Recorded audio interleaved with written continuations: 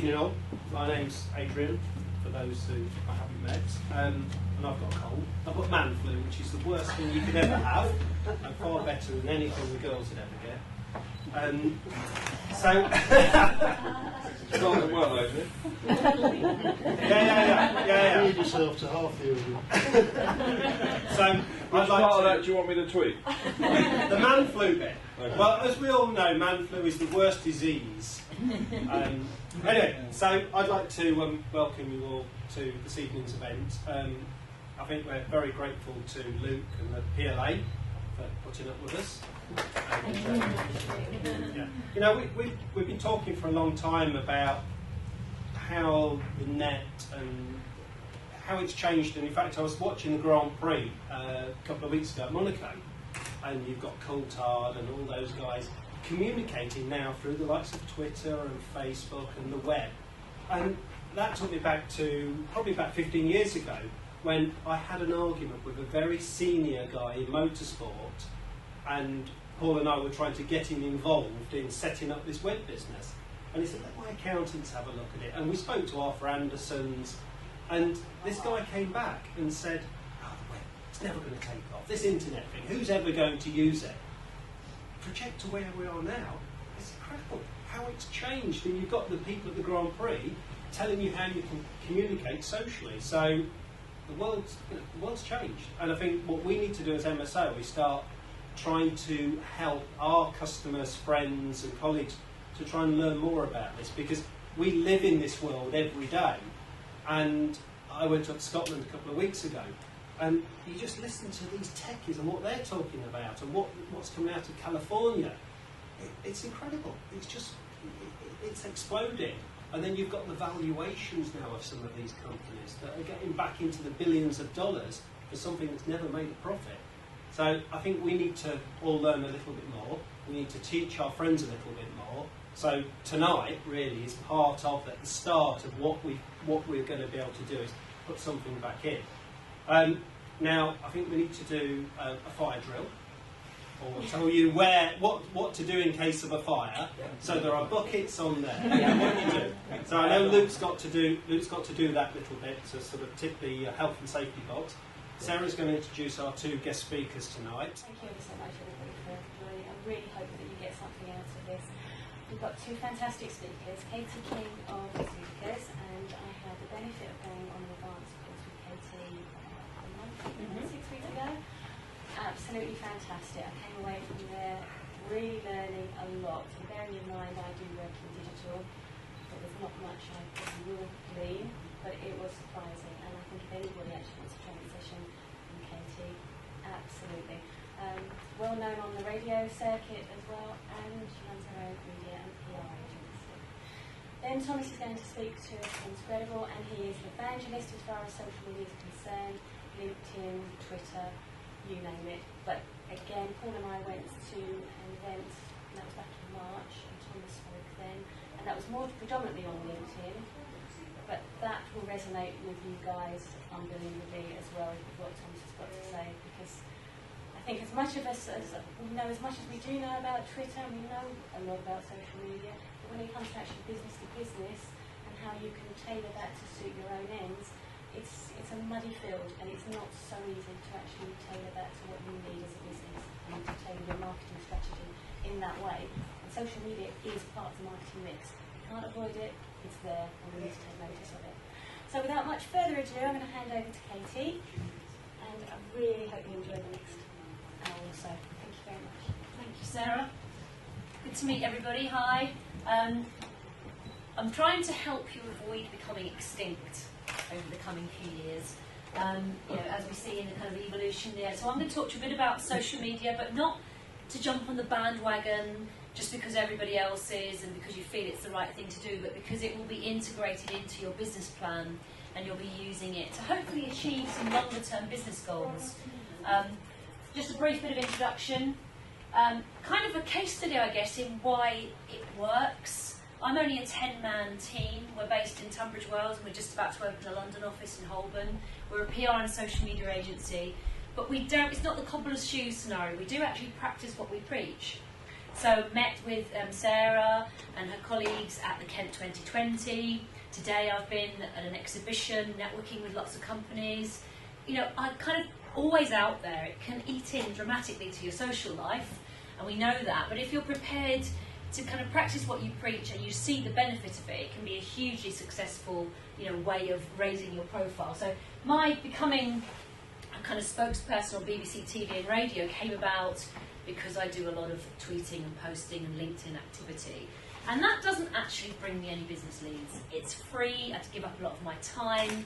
Sometimes they phone me and I have to go into the studios and I think, well, it's a bit of a waste of time. But actually, when I then stand in front of a potential client, it's a huge tick in the box of differentiating what you do. So I really want to talk to you about how all the dots need to join up to get your profile and to get credibility and to help you therefore achieve some of those long-term goals that might be about an IPO or about international expansion or simply about getting the sales guys to think about LinkedIn for business development. So, you know, my background is 23 years in PR, and I think that's a huge differentiator because I come at social media from a background in content creation. But also I come at it from 24 years in business, so I understand about business goals, rather than some of, with all due respect, the very young digital geeks in London who simply are coming at it because they know Facebook apps and other things inside out. So that's not what it's about for me. It is about having a long-term goal. And this is what we're facing. We're facing a world of constant change, of augmented reality, Google acquiring Nest, the conscious home of the future, robots watering our plants, controlling our heating and our water, and having the internet of everything whereby our clothes might be monitoring our heart rate and our insulin levels to alert us to potential chronic illness and so on. So that's what we're looking at here, the connected car, the connected home. And if you're already feeling that social media is going over your head, gosh, this stuff's going to freak you out completely. You know, holograms, everything kind of, you know, everything you touch effectively being a display. That's what's coming. And I'm 47 and I looked at social media 5 years ago from a comfort zone of thinking, I know PR, I've done it for 20 odd years at the highest level with Microsoft and all the big brands. I don't need to worry about social media, that's for my kids. Luckily I quickly changed that view and got trained, and then a few months later I was on the other side of the table training Saatchi and Kingfisher and others. So now I empathise if you're feeling that it is beginning to go over your head, but you know, go out there, think about it strategically, learn about it, get trained, and you won't look back, as I haven't. And this is really what it's about. It's that return on investment coming from your business surviving. Your business, you know, you as the kind of MDs and the senior people, not burying your head in the sand, but thinking, we've got to adapt. Because if you don't, you'll be out of business. But you know, this is what we're looking at. We're looking at this kind of quite exciting, I mean, I'm a bit geeky now and again, but quite an exciting home of the future and collaborative workspaces and a lot more home working and group working and very different way of, you know, doing things in our home. I work in facilities management, it's one of the sectors I'm really heavily involved in, and they're really embracing it. On the one hand, with their technology and their innovation, but as CEOs, they haven't got a clue. And so we're helping quite a lot of the CEOs in that sector to start tweeting and start taking advantage of LinkedIn and so on. So yeah, that's what the reality should look like, but the truth is they're a bunch of dinosaurs. And many of the people, let's be a bit contentious here, white, male, middle class, people that run businesses across many, many sectors, particularly in the UK, they're these people. They're the fossils, they're the dinosaurs, but they get business. You know, they get business, they get P&Ls and profit and etc.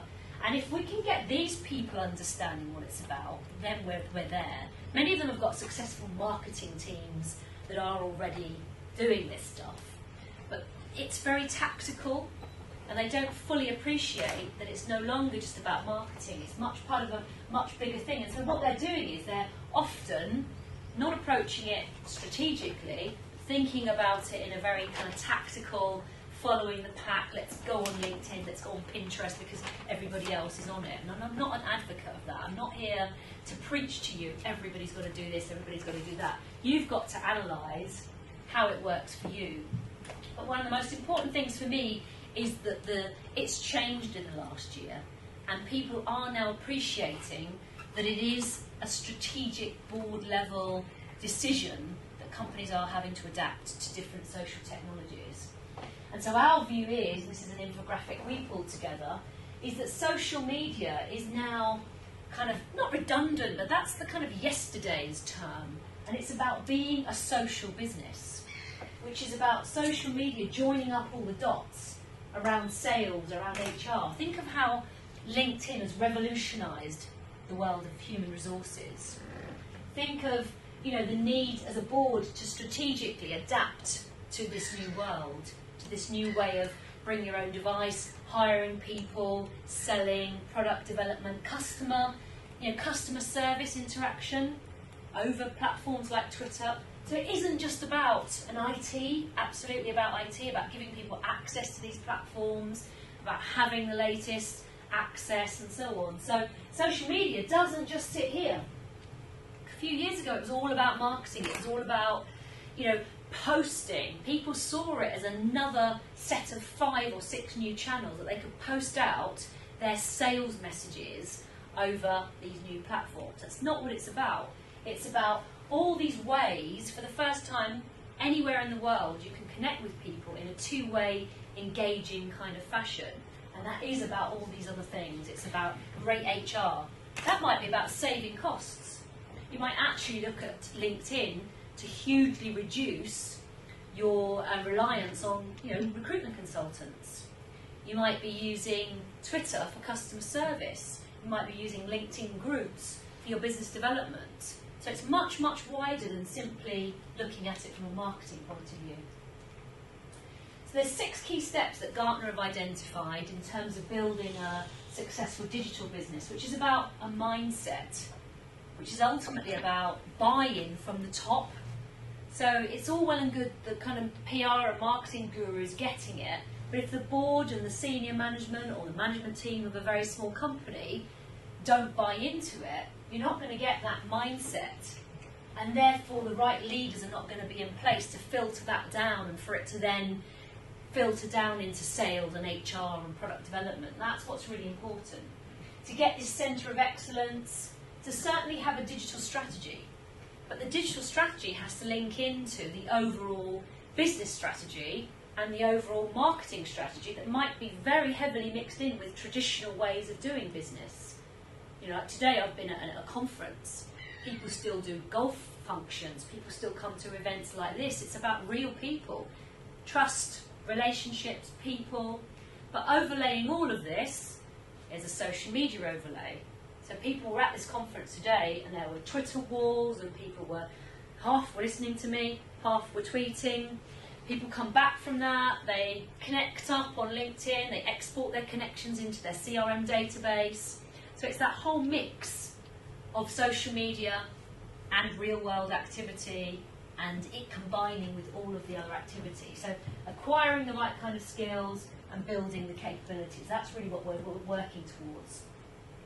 So in my company and in the clients that we work with, whether that's projects or ad hoc, and I know this is, you know, MSO are getting involved in similar sort of things, it's about the wider integrated business and marketing activity. So our start point is looking, where does your revenue come from? Who do you currently sell to? Your objective, therefore, is to retain those clients. We want to keep that client, but we also want to sell more services, widgets to that client. So it's about, so the existing client here, the objective is retention, growth. The marketing objective won't be about awareness raising because they know you, but it might be about educating them about the wider portfolio of services that you have. But you also want to win new clients. So you're using your wider marketing, including digital marketing, to open up new markets. I think one of the most powerful things is to warm up the sale, ready for the salespeople or the telemarketing people to then be knocking on the door. And so that might be that they're going to be targeting law firms in 3 months' time. You've got a particular product to sell to those. So you might be speaking at a law society event. You might be going into LinkedIn groups around that. You might be tweeting them and @mentioning them.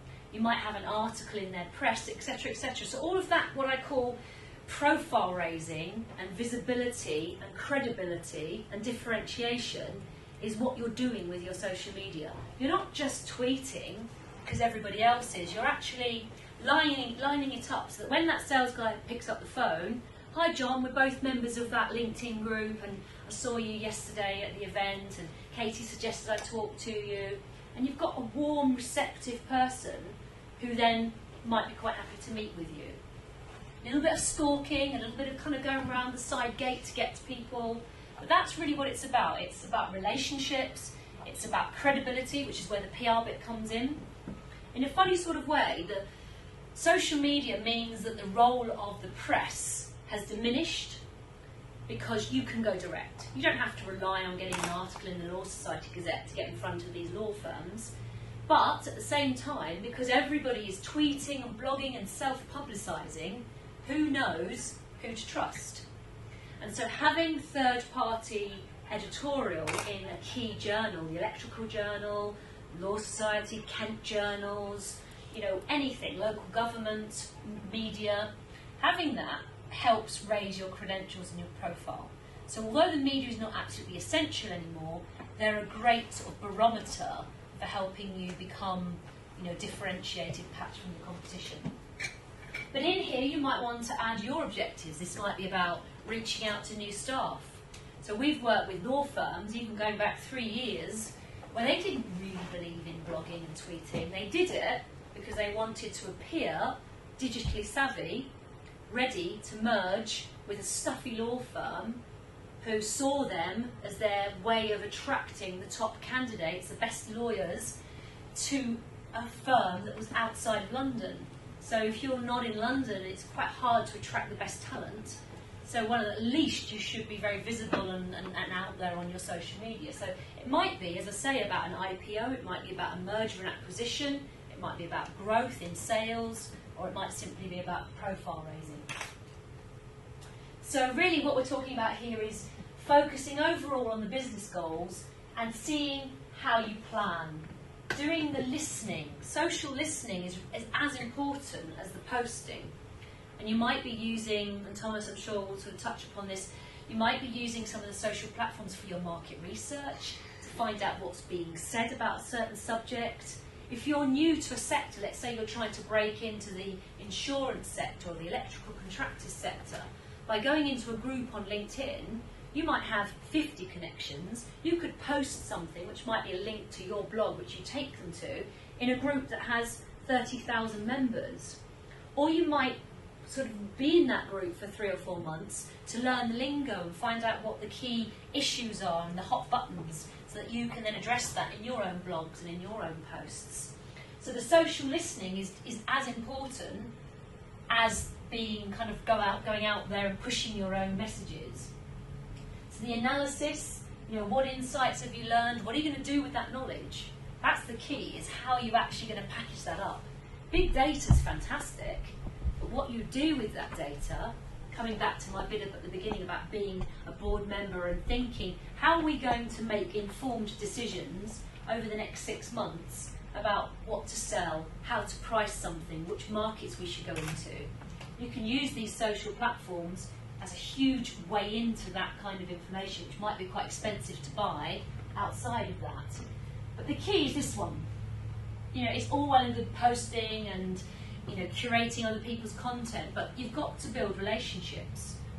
And I hear too many excuses about Twitter. Oh, it's rubbish, and all there are students and porn stars and weird and wonderful. Yeah, they're all there.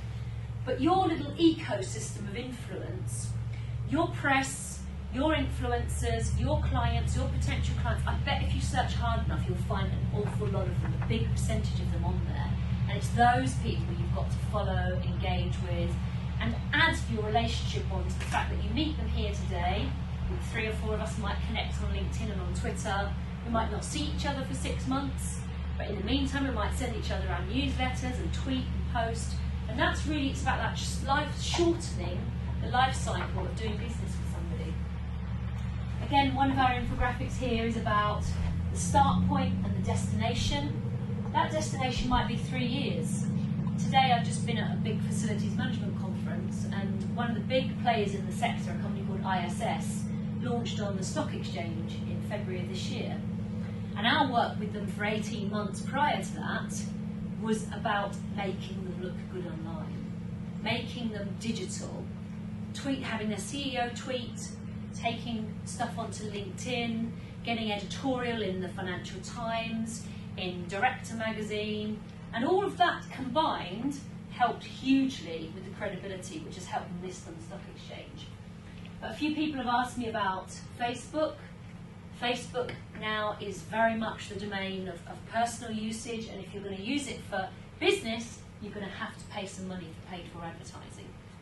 But otherwise, we're talking about social listening and measurement.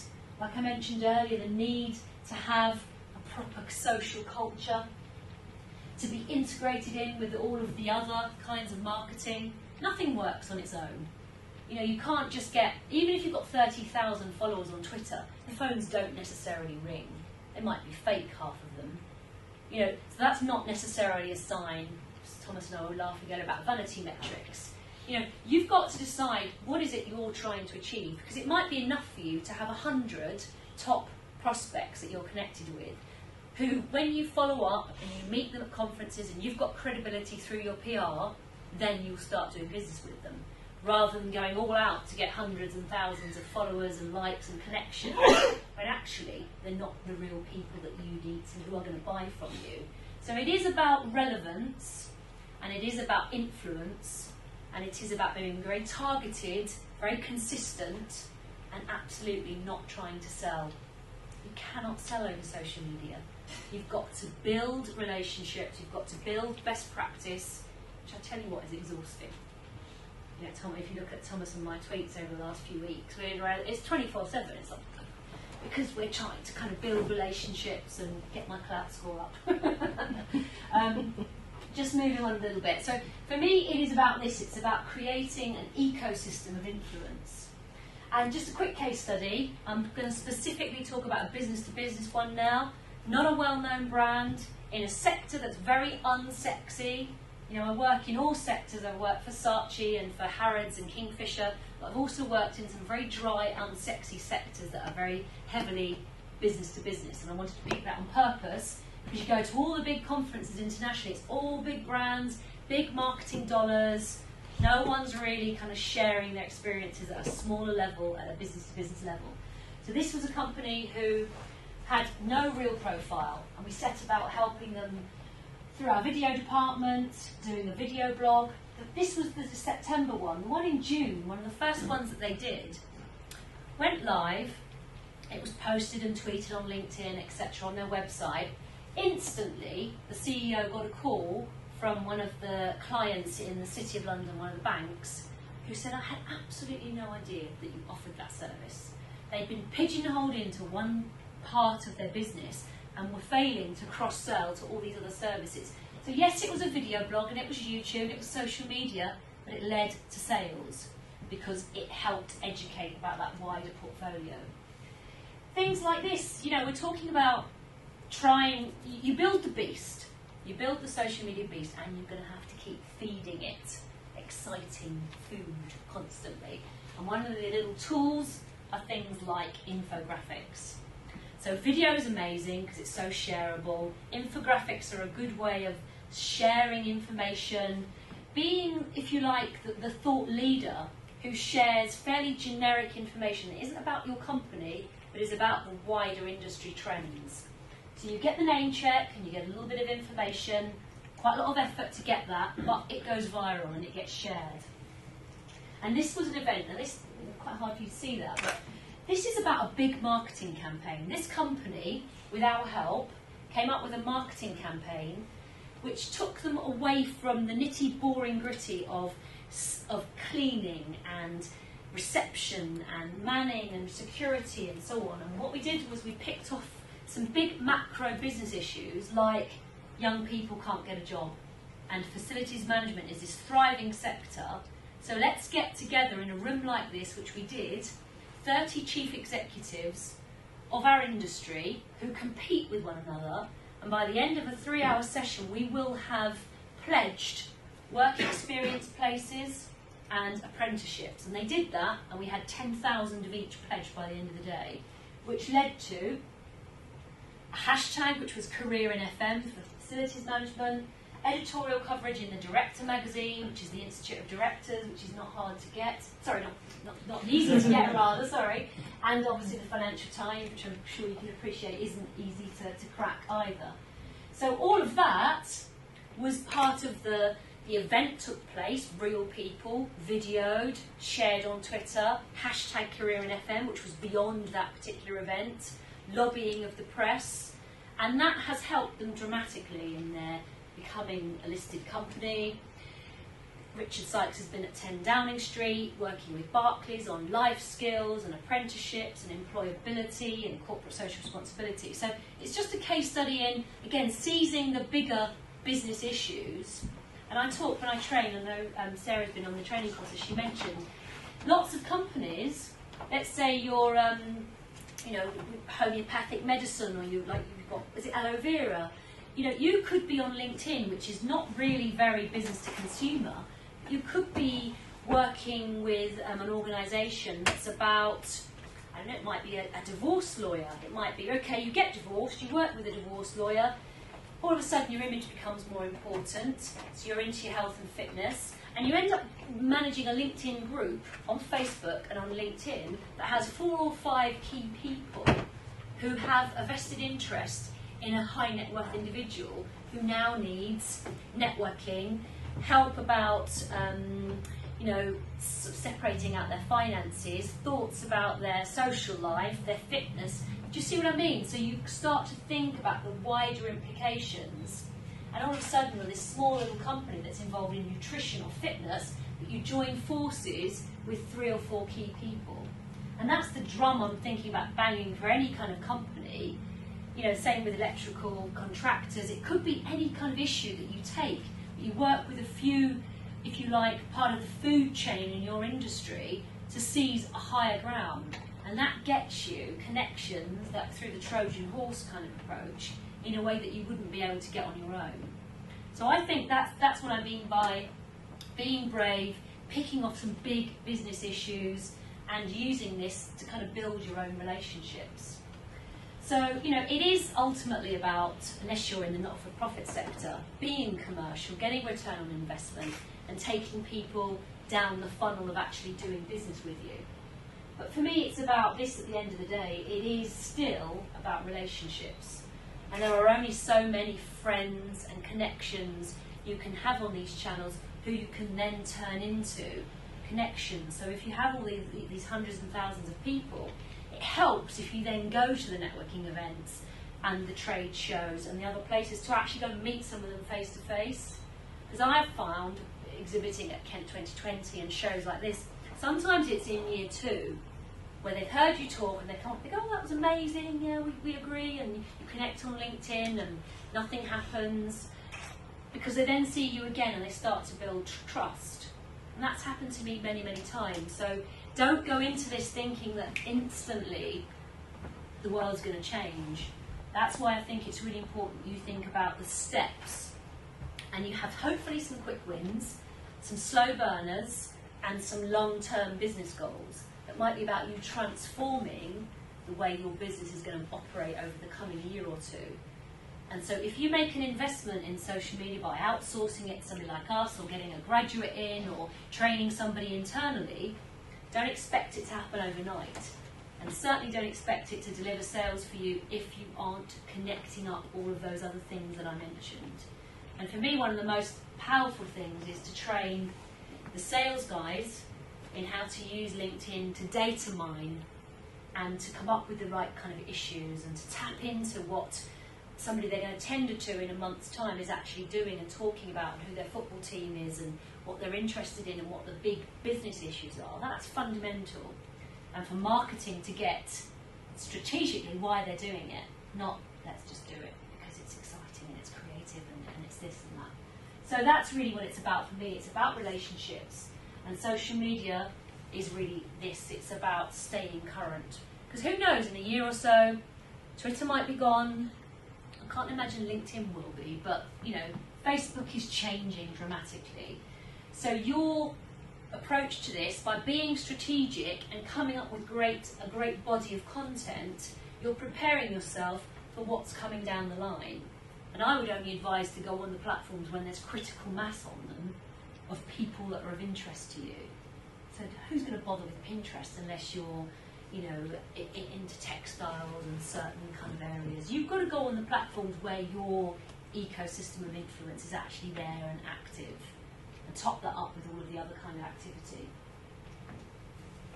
So that's it really, folks. So don't be frightened of it. You know, plan it, be strategic, but the key is definitely coming up with exciting, creative content.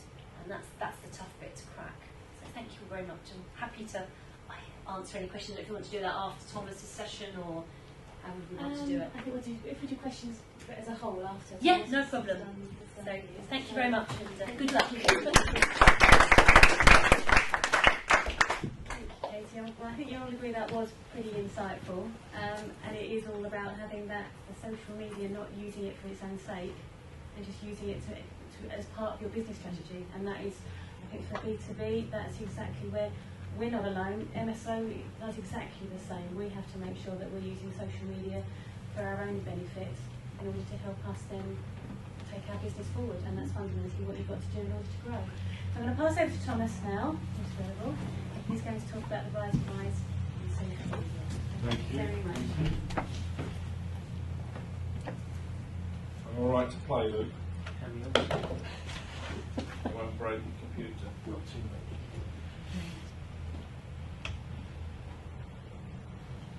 What Katie said there was brilliant. Thank you. Absolutely brilliant. Absolutely spot on. I want to give you... Oh, look at that lovely ship. Wow. You don't have to get many ships come to your speeches that close. I teach a lot of executives around the world. I teach presidents, prime ministers. I teach the palace. I teach all sorts of different people. And you'd be very surprised that people really are struggling to understand all of this technology. And even the people who work at the technology companies are struggling. Even the people at Google, Microsoft, even the people at Twitter, even the people at Cisco, they're all struggling to figure out all of this technology because no one's ever been trained. No one's ever been taught. So empathise with yourself, your firms, your peers, and all this myth that the kids know how to do it is utter nonsense. They really don't, because they're the young people, they know how to do it. They don't. We've had terrible dramas at Accenture and IBM with so-called young kids who know how to do it. So it's not an old young thing. It's just you've either been taught and you practiced, and you haven't. Just like tennis or golf. If you want to get good at tennis and golf, you'll go out there and hit the ball, right? And social is exactly the same. So I want to give you some context about how long the journey is of learning, and hopefully this will play some nice big audio. Won't it, Luke? I've got my fingers.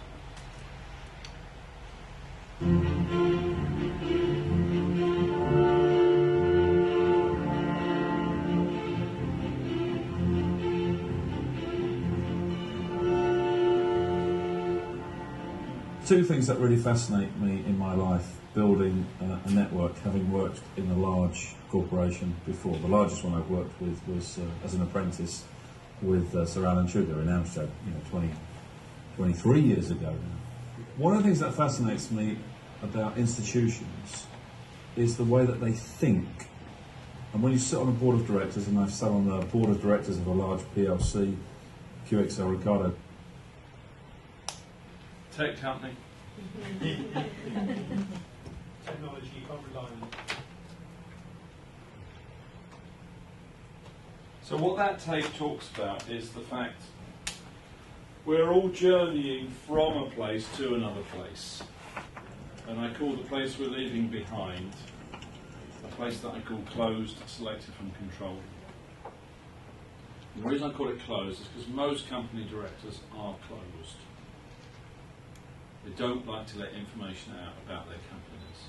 It's sort of in their DNA. They're very selective about who they hire, and they hire people who are like them, which is always the wrong thing to do. You hire people that you like, which is always the wrong thing to do. And they like to be in control of everything. Am I going to get a success this time?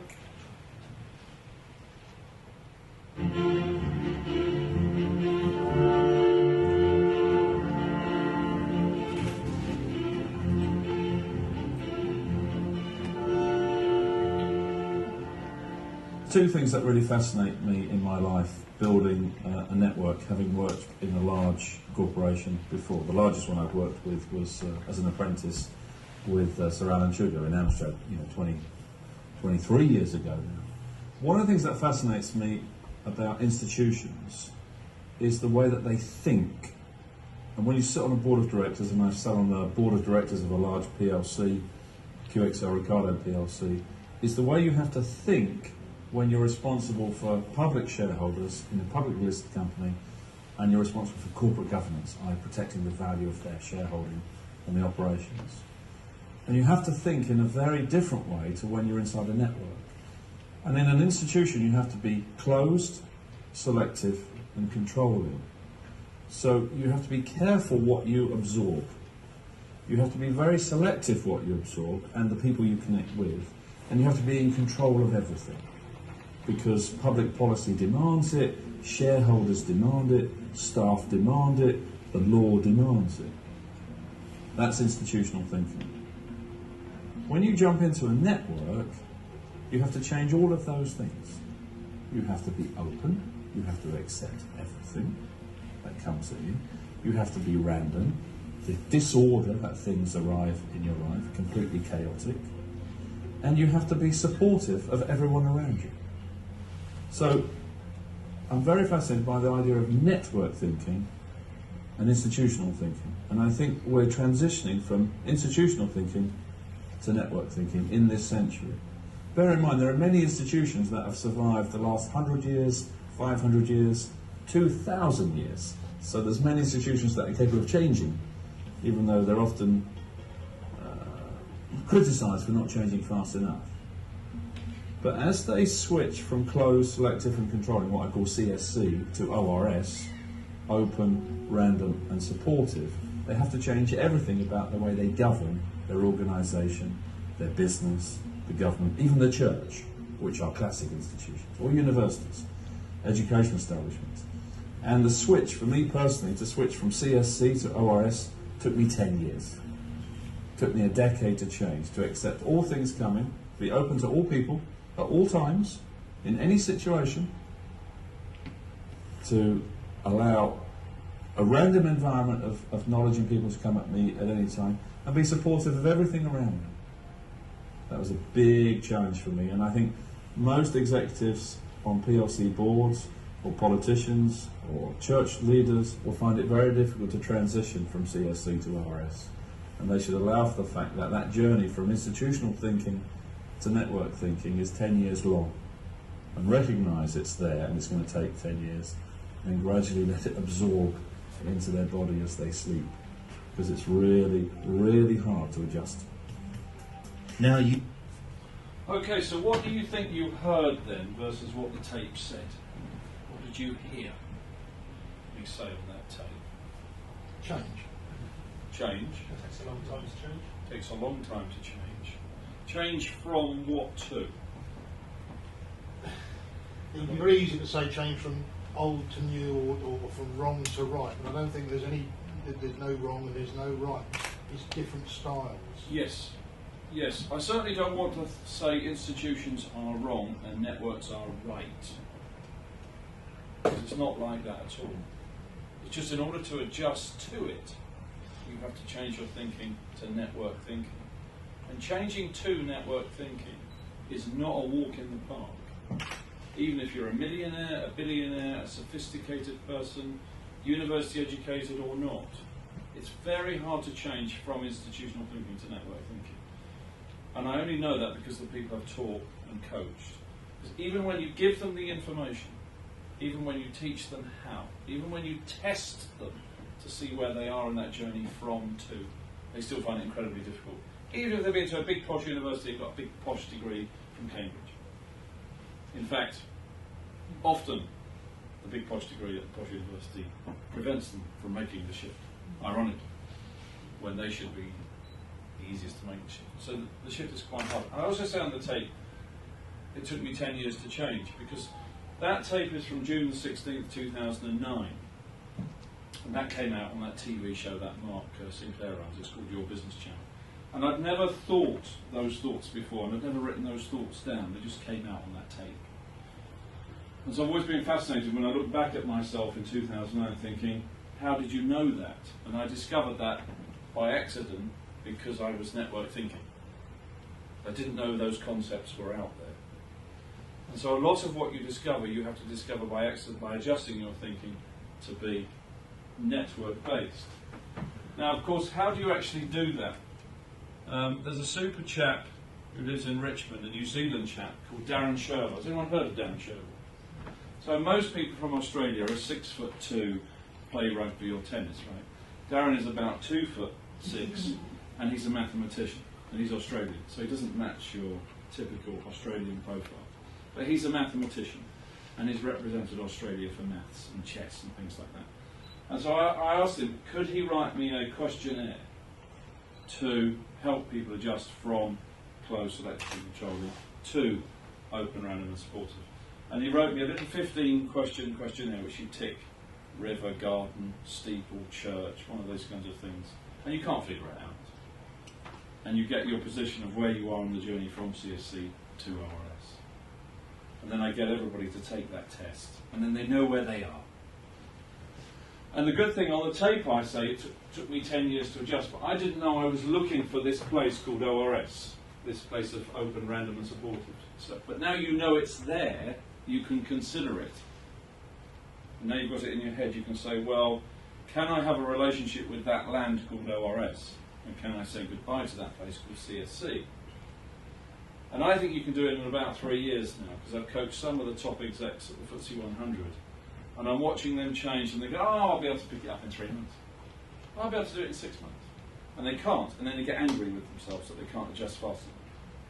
But it is quite a painful journey. It is quite a painful journey. So if you want to take it, you can take it free. It's at leadors.co, as in Colombia. So I thought I need to sound like a drug dealer to get people to do this. So it's leadors.co, and it's fun, and it's free, and it's just a bit of a laugh. Now, one of the things that Katie mentioned was Twitter. And I do believe, Belgium scored the last 5 minutes, by the way, they beat them 2-1. I do believe Twitter is the most advanced system we've ever seen. I do think it's very, very hard to learn it. And I don't believe kids know how to use it. Kids might know how to use WhatsApp and Instagram and Facebook, but they do not know how to use Twitter. Twitter is definitely an adult product, and I don't mean that in the porn sense. I mean, it's an adult product. You have to be skilled. And I would say it took me, I joined on March the 20th, 2007, and I would say I started to get it about 2011. Really get it. And now I've got tens of thousands of followers, but it took me 3 or 4 years to get it. And during that time, of course, I was adjusting myself, being closed selective and controlling, as a former CEO of Yellow Pages, to being open, random and supportive. But I didn't know I was looking for that place. I was just muddling around on all of these systems, Academy, LinkedIn, Google+, trying to figure them all out. And you have to figure them out. And if you ask someone to teach you, they can only teach you the bits that they know. So it's like going to a tennis coach and they only know backhand. So they're going to teach you backhand. Or a tennis coach who teaches you forehand, they only teach you forehand. People only know the bits that they know, and they're really good at backhand, but they don't know forehand. So learning these systems takes quite a mountain. And the ironic thing is, I know all the fellas and the girls who write these systems in Silicon Valley, they can't even use them either. And they wrote them, which is really not what you're expecting. You expect to go to Twitter and LinkedIn and Facebook, and they want the directors to be able to use the system that they wrote really well, right? And they can't. So there's a lot of myths you have to conquer in your head.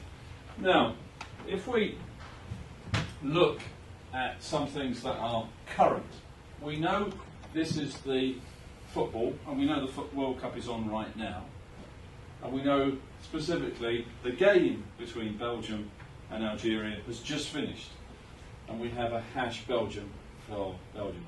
So we know all of these tweets, all of these postings by various people around a game that has just finished are still coming in at this speed, which is mesmerising. Now ask yourself, why are people doing this? Before the game, during the game, and after the game is finished. Why are they doing it? What do you think the reason is they're doing it? They want to feed their social channels that they've set up. They want to feed their social channels that they've set up. Is that virtual networking? They want to do virtual networking, but why? Company as well. They're lonely. Because they're lonely. They want to They're be part. sad. They want to be part of it. They want to be part of it, but what do they want to be part of? Community. But a community of what? Like-minded people. Interest. So what? Footballers No, shared interests. in football. Yeah. So football enthusiasts. Part of the event that's going on at the time, so football's going on, they want to be part of that game, part of that whole experience of watching, consuming. So when you see this on a Saturday night and it's Britain's Got Talent, or it's X Factor, or one of Simon's winter singing shows, which is just so that we can stay in the dark, right? When you see this for X Factor or BGT, you see people shout in the tweets, and they shout abuse at the singers, how crap they are, and worse, swear words. And then you look at the profiles of some of those people, and they're the chief executives of some of Britain's biggest companies. And that's how clever they are, that they don't know that people are looking. People like me, not just looking, but checking, taking a picture, putting in a slideshow for you to see. Now remember, these are professional people. They've got university degrees from Oxford and Cambridge. They run some of Britain's biggest companies, but they don't think people are looking at their tweets. So they are digital muppets.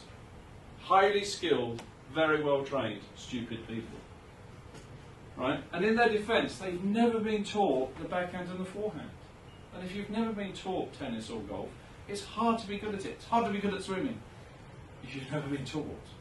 And no one's ever been taught. And you'd be amazed, people can't use a browser. They can't sort their email into folders.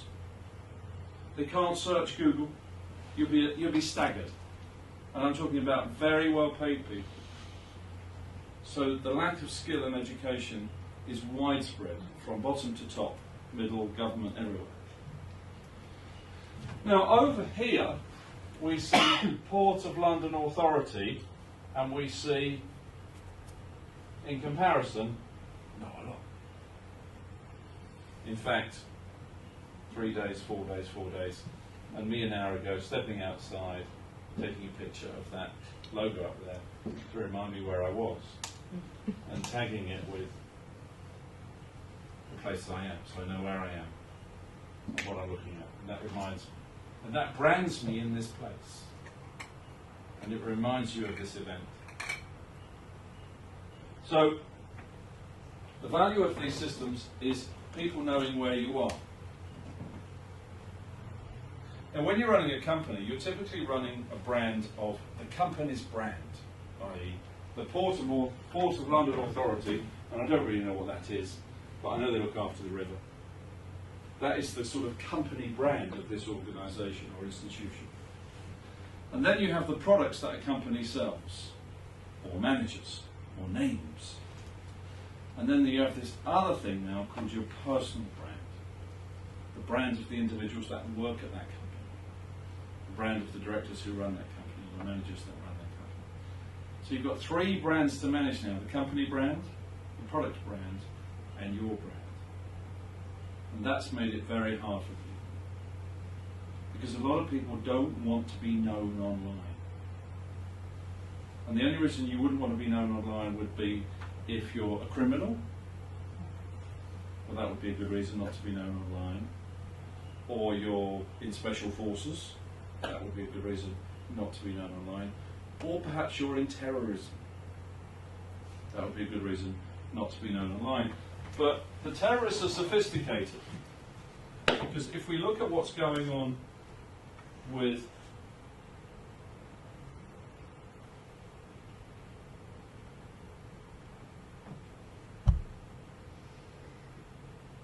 Iraq and Syria right now, they're sophisticated enough to use a hashtag, Islamic State of Iraq and Syria, and they're sophisticated enough to post, in this case, murder and beheadings and assassinations. So they're committing the crime, filming it, and posting it. Now, the censor argument is we shouldn't let the kids be able to see that. That should be hidden. It's Twitter's responsibility to hide that data, those posts. Or the US government should stop them, or the CIA, or the NSA, or MI5, wherever it is. The counter argument is, if you hide it away, you forget it's going on. Out of mind, out of sight, out of mind. And that's what happened, obviously, in 1939 to 1945. Nobody knew what was going on, so they didn't believe it until afterwards, when they discovered it. So now you can see terror as a business, as a marketing business. And it's sophisticated because they're sophisticated enough to use the same weapons that we use for playing football and Instagram for killing people. You've got to take a little bit of time to think about what that means. Because this is live war in real time and live murder in real time. And if this wasn't there, the various governments who are making the decision to do something about it, whether that's the British government, the American government, the Iranian government, or the Israeli government, whoever's going to do something about it, because they are going to do something about this. And then what's going to happen is the American government is going to have to partner up with the Iranian government that they've said they can't talk to at all since 1979 and sort this out. So an enemy becomes a friend because someone else has got a bigger stick. And this is live, real-time data feed. And ever since 1979, and you've probably, some of you have seen the movie, is it Argo? Great movie. Reasonably accurate as well. The Americans have not been speaking to the Iranians since because of all sorts of reasons. But of course the Iranians would want to have the Americans on this situation with Iraq and ISIS. They're going to say, can we have our nuclear plants? And there's going to be negotiation. So it's complicated. But now you can watch it live and in real time. And whatever the subject might be,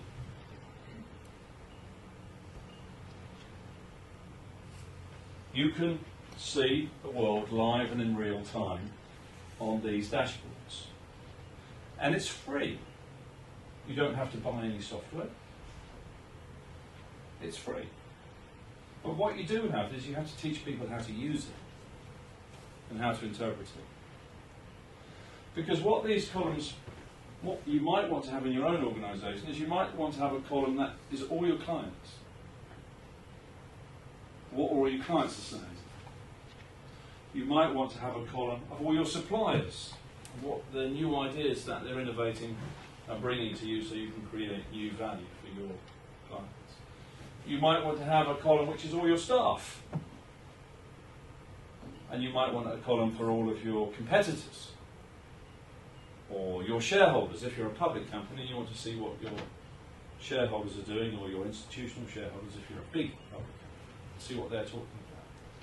And now you can see all the chatter live and in real time. And this week is London Tech Week, and this is a news feed, and this is my Do Keep Up, which is my sort of Twitter joke, #DKU, Do Keep Up, which I send around to everybody. That's just a wind up because no one can keep up. It works. It works. And then on Sandeep's suggestion, some tags to do with tonight: electrical engineering, solicitors, insurance. You can look at anything you wish. Absolutely anything you wish.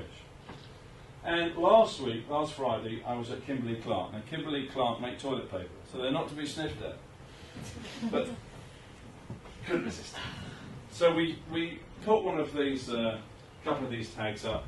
Kimberly Clark was one, KC was another one, KCP, which is Kimberly Clark Professional Services. And we just put 3 of these up for the board of directors in Red Hill. And I'd already looked at the data, but we just put them up for them to watch.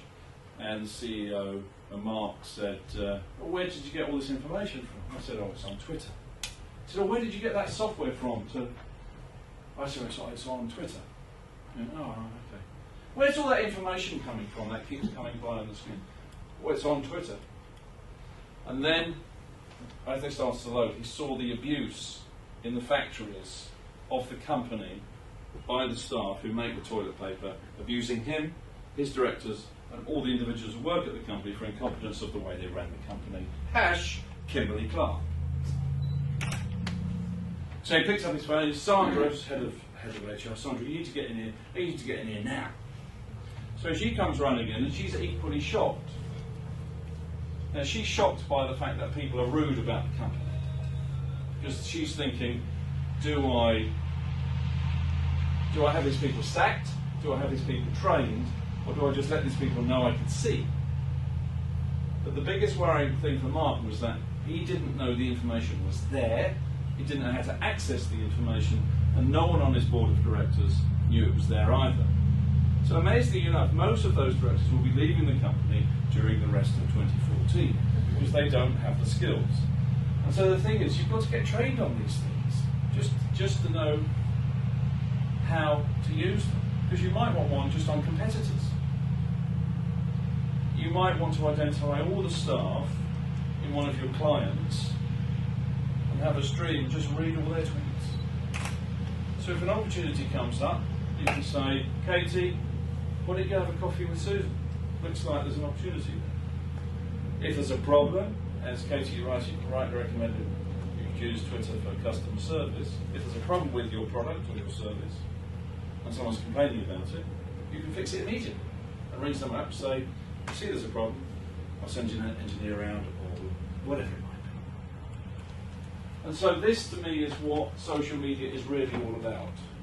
The media itself has gone social, and the application, as Katie again rightly said, is about how you want to use it in business and how you want to turn it into real value, because it's all there. And it's growing. There's 1 billion tweets every day. Now, if you notice the time it takes for these social networks to mature, LinkedIn started in December 2002, and it hit critical mass in 2009, and then it floated the following year. Facebook began in February the 4th, 2004. It hit critical mass in 2011. And it floated the following year. Twitter began in April 2006, it hit critical mass in 2013 and floated immediately.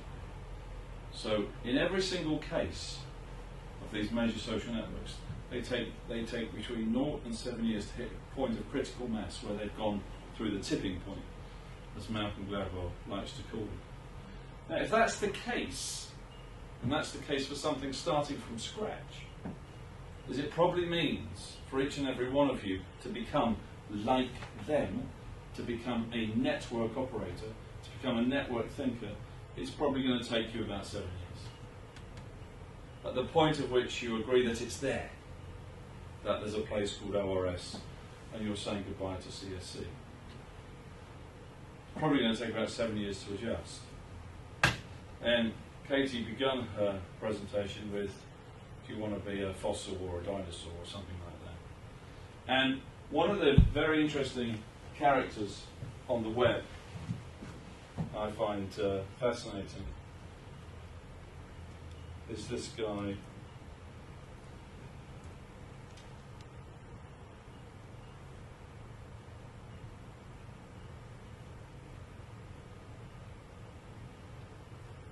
Assuming they load, I haven't lost the bandwidth, I hope it's still there. But this gentleman, P Marker, is Mark Andreessen. And Mark Andreessen is the guy who invented the browser at Netscape called the Navigator back in 1993. And Mark has some fascinating tweets. He's the first tweets I read in the morning when I wake up. I wake up about 5 a.m. and I tend to read his tweets first because I'm very interested in what he thinks of while I'm asleep. Because I'm in London and he's in San Francisco. But a couple of things that Mark tweeted the last couple of Fridays was that he believed 75% of the Fortune 500 wouldn't make it through to 2027. 75% of the Fortune 500. So those are 400 of the best companies in North America. Very, very successful companies. Very, very wealthy companies. Full of cash. He thought 3/4 of them wouldn't make it through the next 13 years. And he went on to say that he thought any board that didn't have a cyber board, whatever you want to call a social, digital, cyber, computer board, by the end of the decade wouldn't make it beyond the end of the decade. Now, people say, oh, it's impossible, it's just geek hype, it can't really happen, it's nonsense. But if you look at something like Amazon, that's moved from bookshop to computer company, and people are not really quite sure what Amazon is, and now they announced their phone is going today on AT&T. Amazon do this thing called cloud, where your organisation has those skills as well, and they're storing and sourcing and storing information and software in these servers in the cloud, wherever that cloud may be. And Amazon are aiming for 45% market share in the cloud business by 2017. Okay, because that's their goal, dominant market share, annihilation of competitors. And they're 20 times bigger than second place. So they've just won the CIA off IBM. And you wouldn't think the CIA would put their data with Amazon against IBM, and you're just like, whoa, that's surely not possible. So they've won that contract. Now, at the point at which they reach that position of market share, Jeff Bezos, who's the CEO, intends to make all software free from Amazon. That's all enterprise software, all accounting software, all the infrastructure software that you might get from Oracle or SAP or Microsoft. He wants to just make it available for free. So software becomes free from Amazon. So he could actually annihilate the software companies that gave him the software to build the cloud. He could actually kill his suppliers and wipe them out. And unfortunately, I think this is going to keep happening because I just see a sort of an internet Armageddon ahead of us. And when you see things like the Uber app and the taxi protest last week, that you can use your Uber app and you can call your taxi and anybody can be a taxi and you can all share a car, and the idea of the taxis being wiped out in London or in any city for that matter, and the protest, you can see quite rightly why the taxi drivers are protesting. And you can see how thrilling it is to have an app that you can call a car straight to you, compact or luxury in 5 minutes. But you also know that that company, Uber, is financed by Goldman Sachs and Google, and they don't pay their taxes. So you can see how horrible this is going to get. Because innovation is great if people pay their bills. But innovation is not great if it creates mass unemployment, and then people don't pay their taxes either. Because then you've got effectively a class war between the posh people, Goldman Sachs and Google, and the poor people, if you like, who drive the cabs.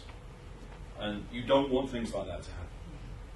You don't want a society like that. Because you want balance and equilibrium. You want innovation, and you don't want waste, but you don't want markets abused through monopolies and no taxes being paid through Dublin and Luxembourg scam vehicles, particularly not from organisations like Google and Goldman Sachs, where you're sort of kind of suspicious of them all the time anyway, even though they're hugely successful companies and job creators.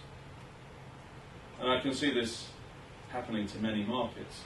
Now, Airbnb, if you're familiar with Airbnb, is another interesting. Do you think I've lost everything? Luke, am I? Straightening it, Manish. Okay, so look, we know tech's not good at this in this building in terms of bandwidth, but Airbnb, I'll see if we can have the streaming back. Can't have that, but I can have the football at least. Airbnb stands for Air, Bed and Breakfast. And Airbnb is where you rent out a spare room in your house, and somebody can use it for bed and breakfast. Now Airbnb started in 2008, run by two young guys in their mid-20s. Now they're 31 and 32, Brian and Joe. And you go on there and you book a room. It can be in your town, it can be abroad, it can be a main city. Now Airbnb are renting out more rooms in Paris each night than all the 1,000 hotels added together.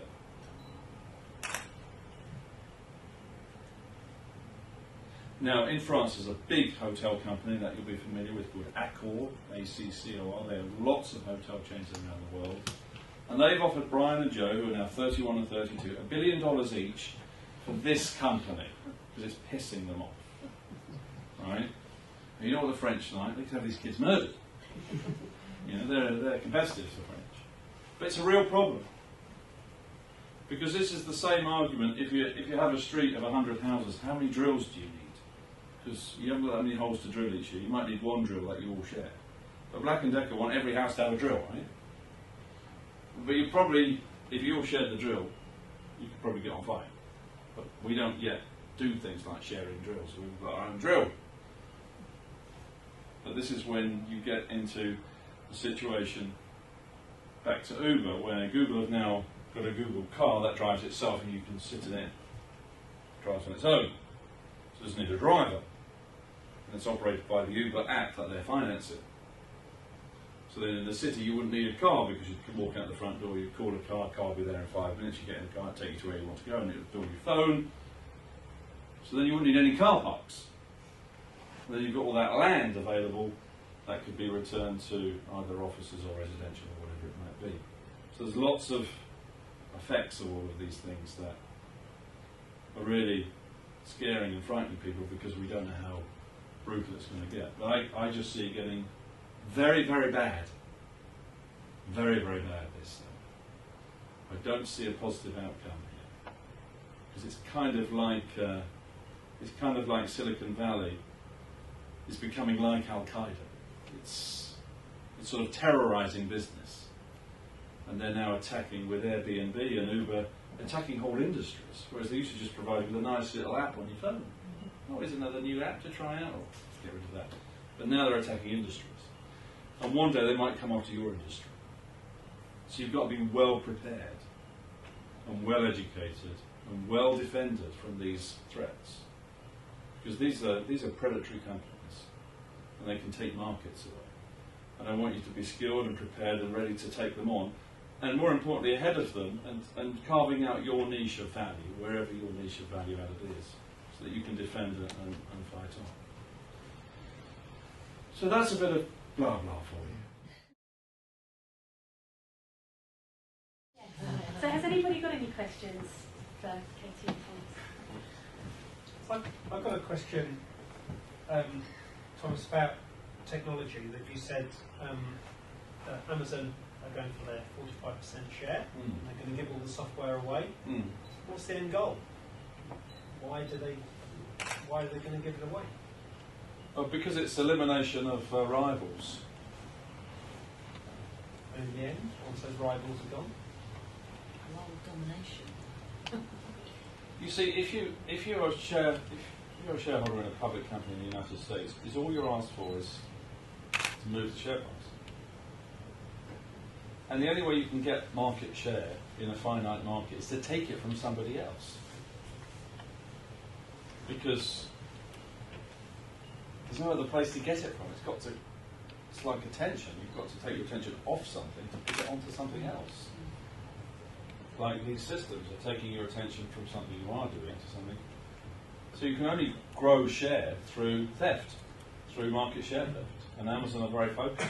So we've seen with the web really and all the social how that's changed how people consume terrestrial TV. Yes. You know, the TV channels now they're all struggling on advertising, and everyone said that it will kill print, but obviously it's not killing print because there is a market for people want to take a magazine and something different. How people's attention now has gone to that. So you say it has to come from somewhere. It's gone from watching TV as a box on your wall or in the corner of the room to laptops, tablets. Multi-channel.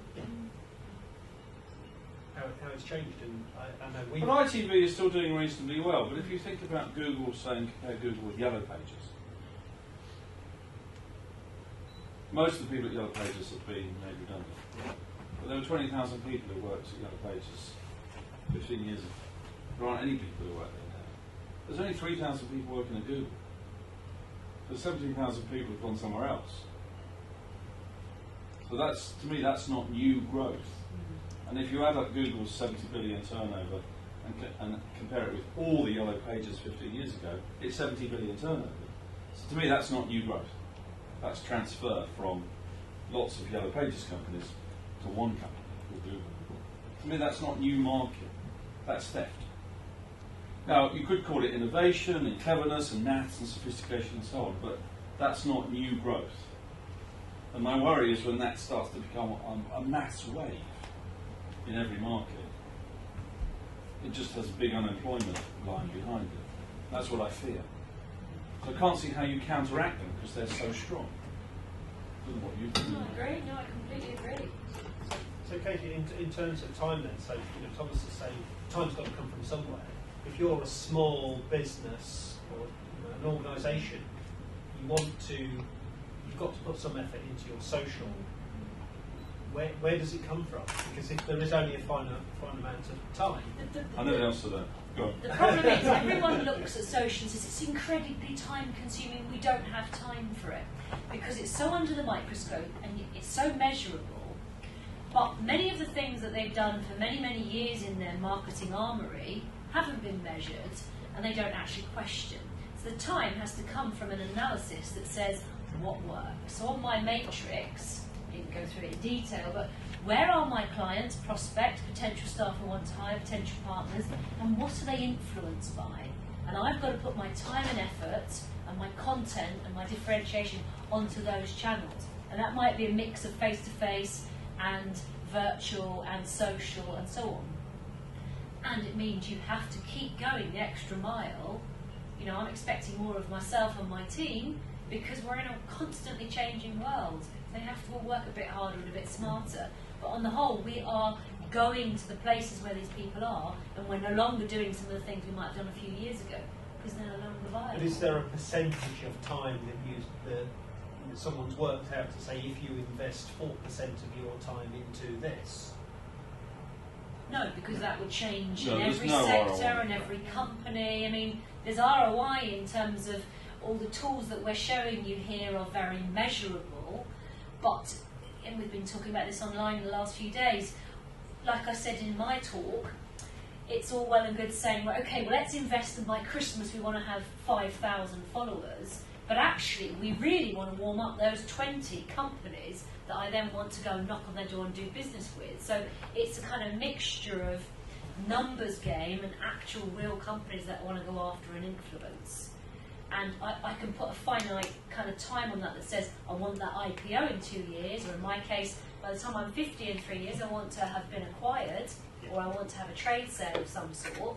So I'm putting that measure that says I want to raise profile, do these things, get a certain amount of revenue, build scale in my business. So it kind of depends on where you're taking your business and what you're trying to achieve, and how much you're prepared to invest, and how open you are to change, and how on board your team are, whether they've been trained. There's so many variables. I'm not saying for one moment it's easy, but unfortunately we are having to now adapt to a very, very changing world. I think it's an exciting one. I genuinely do. The opportunities are huge for global expansion. For a little company like me to be able to expand internationally. And you are, and you do. Yeah. And you're well known internationally. I would say the thing that has to go, Adrian, is email. I encourage all my clients to abandon email and use Twitter. Yep. And when I discovered ORS in 2009, I made the decision to give up on email and move all my conversations to Twitter. And I used to get hundreds of messages on email. I probably get 10 now. Not for me, not the case for me. And I've But I spoken would at get- conferences. I've spoken at conferences saying that, and I've had some complaints of companies saying, "Oh, we're an email marketing company. I can't believe you're." I do think that's the case for certain sectors in another couple of years. But for me at the moment, if I get hundreds, probably 100 plus a day, and many of the companies, sectors I'm involved in are still heavily email and starting to really exploit LinkedIn. And I'm educating them about Twitter, but they're not quite there yet. And then others, I could avoid it. So if I was only in certain sectors, I could do that. But if I want to stay in 2 or 3 of the sectors I'm in, I've still got to play around with email for probably another couple of years. But it's interesting. I'm an extreme user. Casey's what she said is right. I'm an extreme user. I'll abandon something and try something else. Yeah. So I get 1,000 messages on Twitter every day now. Yeah. So I've only moved the messages from private messages to public messages. Yeah. But I've said goodbye to email. Yeah. So the time, in answer to your question, the time thing, I don't do email. And I think as a technology company, we've seen that because of it, because there's some client projects where actually we moved that conversation to another platform, but it's actually a sort of restricted platform, and only the people that are engaging in that project actually get to see that information. And the conversations moved to there. And I heard today that we've got one client using it, said I've had an email from him for 3 days. Well, because the conversation is in there, so it's moved. But for me, my point about the integrated is it has to be, for me, I've got to have 20 plates spinning at any one time for it to work. I can't just put it all on 1 or 2 platforms, it's got to be multiple. And for me, the business development stuff is happening because all these plates are spinning. The conferences, the speaking, the tweeting, the email, the e-shots. It's hugely different to what it was 5 years ago. It's much, much, much busier and more complex than ever, but it's hugely opportunistic too. But do you find that people are getting so much information that it's very difficult to get through to them? They are, because they're still holding on to all the legacy, and we're not quite ready to let go of quite a lot of the things we used to do. But it's interesting, everyone puts the social under the microscope, so measurable, it's all got to work overnight. I've so many CEOs say to me, oh yes, we got an intern in, we dipped a toe in the water of that Twitter stuff, what a load of rubbish. Because, as Thomas says, somebody untrained looked at it, knew how to use a Facebook app or knew how to tweet, had no clue about business strategy, no clue about content, no clue about relationships and influence, and that's what the So deal you're is. saying really that you need to invest in the strategy first before you start using any resource just pumping out tweets and Facebook posts and whatever. That's tactical, random, unplanned. And you're saying now that Facebook is more of the personal, social. Facebook is weddings and babies. And we all love weddings and we all love babies. Well, hopefully we all love weddings and babies. But it's mainly weddings and babies. Friends, community. Oh, my community of school mums, old uni friends, neighbours. They're all. We have regular, daily, 4 or 5 times a day. Great communication on Facebook. Fun, private, very private. Everything else is, email, conferences, Twitter, LinkedIn, a little bit of Facebook for business groups, but Facebook, if you want to achieve something as a business, and I work with hotels and a medical device company, and they're getting huge success with Facebook, but it's paid for advertising. It's boosted posts, and it's working because it's, for example, we work with a company, and it's a needle for insulin, and it's to a community of diabetics.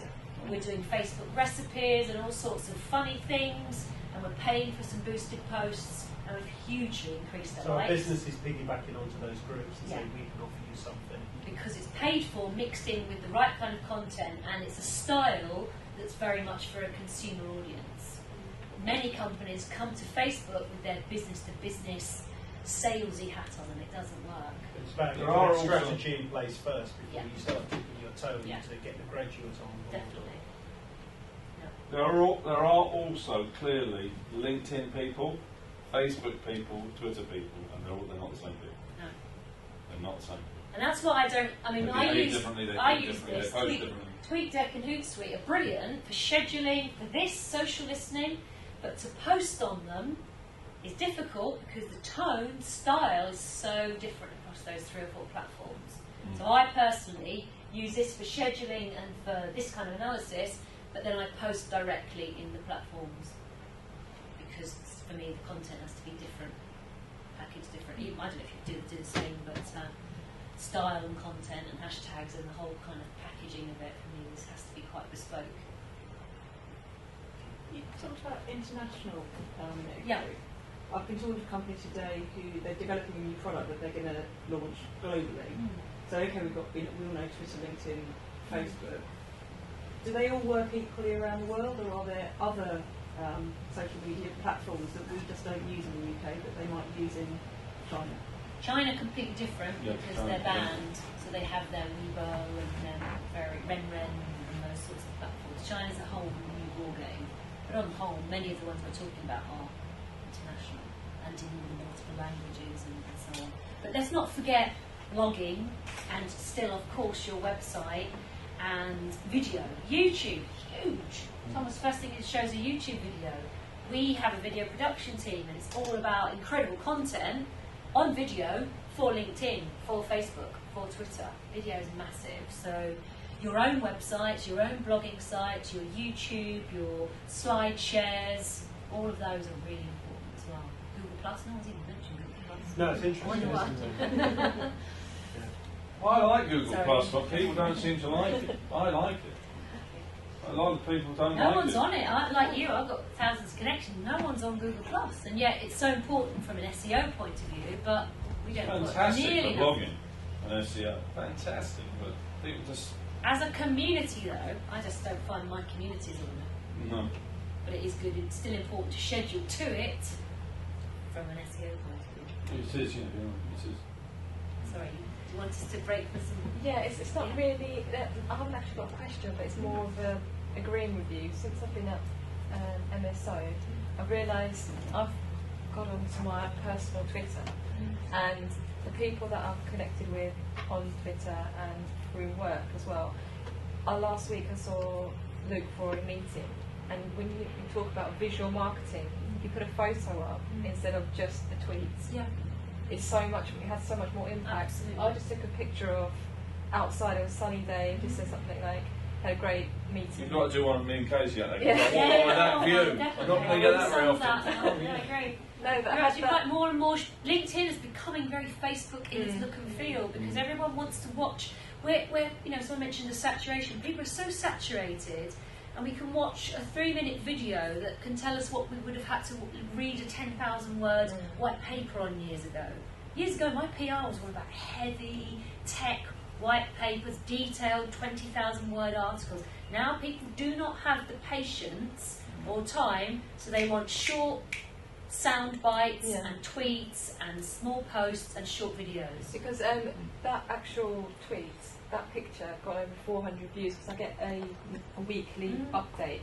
And if I, not in the sense that email doesn't work, but if I was sent an email, a long email about a certain event or anything, and it was a long one-page email compared to a picture tagged in where the venue is, tagged in who the speakers are, and a link to the page, I would go for that every time. And it's got over 400 views. And Luke mentioned that it got about 8 retweets, and that wasn't MSO staff ones, it was other people. So it definitely works. Shareable. Yeah. X times, I don't know what the figure is now, X times more likely to be shared just because it's video. I know and that's visual. not really a question, but I know what It's a you're trend, saying in isn't terms it? of It's yeah, definitely, it because has of all worked. the social networking sites are just pushing us very much towards an appetite for video and for visual imagery, because it's nice, it paints a picture. And that's why I wanted Steve here today, because people who can't make the event, we can tweet about it later, say if you did miss the event. Exactly. Yeah. That's why we do this. We come to this, we might meet 3 or 4 of you in 3 months' time, 2 weeks' time. But this, we might connect on LinkedIn, it might get tweeted, all of you retweet, Thomas retweets, potentially 20 of you in the room, but it gets seen by 50, 100,000 people. Then it goes up on YouTube, I can promote it, highlights video of it. I use that. So what I've done is I've spoken at a few fairly low-key industry events, and I've got the collateral as a YouTube video posted on LinkedIn and used that as collateral to go to a big international event organiser and said, have a look at my talk at da-da-da-da-da. Next minute I'm in Berlin talking at the top facilities management conference, which my clients would like to be speaking at, because we're doing our own PR and we're using visual medium to show. But they'd have to have been there, but they can watch 12 minutes of my talk, and that will help place that. If you're saying the traditional written content actually now is being overtaken by pictorial video content. There's It's a bit still more a place engaging. for it, definitely. But it's shorter. You know, the blogs are shorter. The blogs are 200, 300, 400s. The tweets are 140 So characters. your video of your CEO or whatever doing, Yeah. that went well. Yeah. But actually, if he'd have just written a paper, That's right. he wouldn't have done so Some good. sectors still want the paper. The tech sectors, manufacturing, haven't lent themselves very well to that. They want the detail. And I perceive in the next year or two, more and more, I don't know how you feel about this, bespoke social media networks for sectors. So a manufacturing group of people should set up their own manufacturing equivalent of LinkedIn, because it doesn't work for them. And you could have the media in that sector, the influencers, the analysts, the key supply chain, the SMEs, and maybe companies will have their own social media platforms that aren't just intranets or Yammer, but their own kind of version of Facebook. That's what I think you'll see more. The police have got one. You'll see more and more networks that are company specific or industry specific. Well, three of us get together and we set up a social network about dinosaurs and helping companies adapt. We could do that between us, MSO, Scredible, you know, but that's how it could work. Collaborative working, because it's That about might happen. influence. That might happen.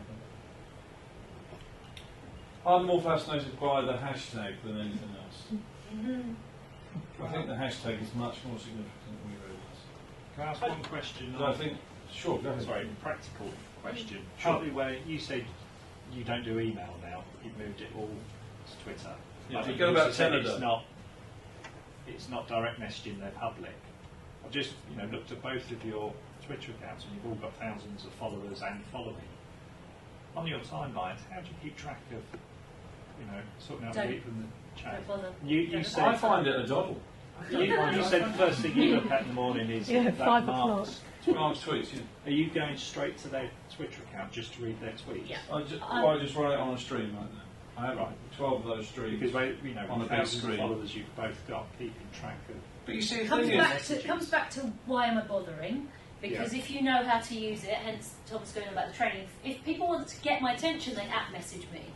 And there are only so many of those well, a that's all day. come on. Yeah. Luke, you did it without touching it. Until you fell off the cable.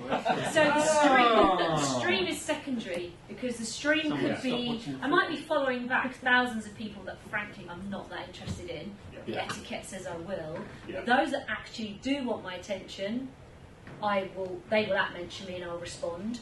Those that I am genuinely wanting to follow, I'll either go and find them, set up lists, or have these kinds of trending things on Hootsuite or TweetDeck. So the inbox kind of feel of the stream, I don't really worry about it. I think there's a lot of nonsense theory. I'm a very practical person, having been Alan Sugar's PA 25 years ago. There's a lot, if you have a lot of followers, or you're following a lot of people don't post very much. They really don't. And if you publish your email address, people don't email you. If you publish your mobile phone number, people don't ring you up. That's right.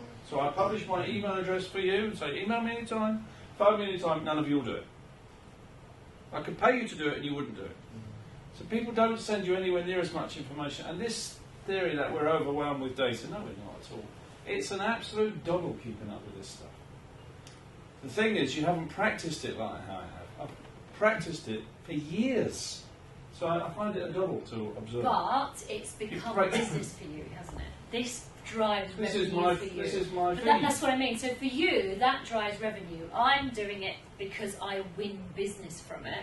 But 2 or 3 years ago, it was to start with extra. Now, not every business is yet at the point where they really know, hand on heart, that this is going to deliver revenue, and it is actually more important for them to do the golf and to do this and to do that. So I think some sectors lend themselves more readily, immediately, like now, and some might be another 6 months or another year, to doing an awful lot more of this, and some are still having to do a hell of a lot of other things to keep clients. It does depend. When we were taught marketing in the 1980s, Philip Kotler was the teacher. It was always about dominating your niche. To pick a niche, create some value, create some value added, and then serve that niche. I think the word niche can now be exchanged for the word hashtag. and your goal is to dominate your hashtag. And people say, well, that sounds a bit weird. And I know it does sound a bit weird, but niche was weird for me in the 1980s. Certainly niche when you go to America. You think there's a little short person. But the hard thing, I think, for a company now is defining what is the hashtag. And if you have an event like this week is London Tech Week, and they call it LDN Tech Week, terrible, terrible hashtag. And not a lot of content all week, I don't think, for such a big event that they, Boris have put all their effort. I think if you can decide what your hashtag is for your business or your geography, and then own it, because you can't own it. It doesn't belong to your hashtag. It's inside the network. If you can lead it, then you can have all that market. Do you have a couple of shining examples? Of people who do it really well. Well, I like to think we do it well at Spreadable, because we have a team of people doing it. Yeah. So it does help if you can employ people to do it. I do think the social media companies do it fairly well, like Facebook and Twitter and LinkedIn, because they're pretty responsive. But I would say it's the people who play tennis well who are doing it. Do you think the It hashtag takes years of practice to get good at using the internet. Years and years of practice. All this nonsense about it's easy to use, takes 5 minutes, bullshit. I saw 20 years practice I've had online. 20 years practice from 30 to 50. that's 3 or 4 months ago. I watched I'm sure it was by Twitter, sort of business basics, getting to use Twitter. Yes. And I would be 99% sure in saying the guy that was running it saying you don't need hashtags now. Is that correct? It was. And it was somebody from Twitter. Yeah. They're saying when you post, don't use hashtags. Would you agree with that? The hashtag enables you to be discoverable to a massive group and to communities and to niches and to people that wouldn't have found you otherwise. Like hashtag fact show today, people are finding Zudikas and Katie King and my clients who've never ever heard of them before, because we're making them discoverable around something that someone's actually been told, go and search this hashtag if you're at the show, you're a delegate or you're exhibiting. So it does work. So taking very simple examples, practical example. Here's Adrian and he's got cloud software stuff, whatever that is. You go onto Twitter, you can search on cloud, and you can search on question mark. So anybody who's used the word cloud, who's asked a question associated with it, he could sit there, or somebody could, or one of the team could sit there, just answer the questions, and they would get clients. Just by doing that. And I showed this to IBM and Accenture, and I said, do you think you could get somebody just to answer the questions that you're being asked? And they went, oh, show me. So search on Accenture or IBM, search on question, and just see the questions that the company's being asked. Same at British Airways. British Airways question on. Just answer the questions. You don't have to post anything. You just have to answer, and you'll get more business. Now, most people don't know it's even there. Oh, how did you know question mark was there? Well, because I was pissing around trying to figure out how to use it, and I noticed it, and I went, oh, I'll try that. And that's how you learn, because nobody's there to teach you. And you can't ring up Twitter and say, can you send over that bloke from Twitter to teach me how to use this? There's no bloke there. So just answering questions, and an awful lot of people say, oh, I don't know what to post, why would anybody want to follow me, I'm so boring, I haven't got anything to say. You don't have to say anything. Just answering questions in your niche is enough. And people will say, oh, Katie's really helpful, she answers all the questions on marketing or PR, whatever. You're really helpful because you answer all the questions on electrical engineering, whatever it might be. And once people know you're helpful, then they refer you. And they say, that bloke always seems to know the answer about. And that's how you get work. Thomas always seems to know the answer to those sort of questions. So then you get more. And you want to be that bloke or that lady who know. And then then it spreads. And it can be as simple as just answering the questions. And showing somebody a big brand, well, it was Coca-Cola. So I was at Coca-Cola in the summer, and I just said to the CEO, why don't you just answer the questions on Facebook that you get asked? He said, show me the questions. So you can search and find all the questions. So just answer those. There were 7 million of them. And he went, well, why didn't I know that they were there? I said, because you've never checked. And nobody's ever asked you to check. or suggested you should check. And I've only discovered it because I discovered it by accident. And I thought, I wonder why they're not answering those questions. A big posh company like Coca-Cola, and the guy on social media at Coca-Cola had never noticed that they were there. So, you don't have to post anything, as you said earlier. You don't have to post. You just have to answer. Just answer the cloud questions alone. For MSO would be brilliant. I've been dying to ask that question. Go on. I've actually got a question this time. I've been at MSO for just over 3 months, and only now have I realised that Twitter is the one for us, I believe. The one for us. It Yeah. sounds like you're going to marry him. Because if it wasn't for Twitter, I don't think you would be here, because I've messaged you through Twitter, didn't I? And if I wasn't active on Twitter, I wouldn't have seen your tweets on there. Right. So I know what you mean in terms of it leads to business and it leads to more clients and everything as well. But going back to Paul's question about the hashtag, you obviously heard about the cancer awareness, take a selfie. That raised £8 million. Yes, that Just was through very Facebook. good. That was. Yeah, and that was just, and they don't know who came up with that. That was just a snowball effect, and that was I can't remember. Was that the no makeup one? Yeah, the no makeup Yeah. selfie. That's what It it was was. amazing. hashtag. That was very clever. That Yeah. whoever got that off the And that ground. got so much coverage in the news everywhere. It was everywhere. So a hashtag, and just put in your, even if it's because it was so trendable, it was. I don't think girls would mind taking a photo and being in that kind of element of, it's going on now. Put a hashtag, and then it was all on the trend, and they didn't really care. If you ask a girl to take a makeup off just for Saturday night and take a picture and put it on, she won't do it because Causes. Yeah. Causes are brilliant Exactly. on Facebook and Twitter, So and that- hashtags play to that. hashtag definitely have to And work. people don't want to be told to do certain things. People don't want to be sold to. If they'd actually tried to do that, it probably wouldn't have worked. No. But the fact that it kind of went viral and It it was quite came organic, from yeah. somewhere else that was we're in control, people love that power.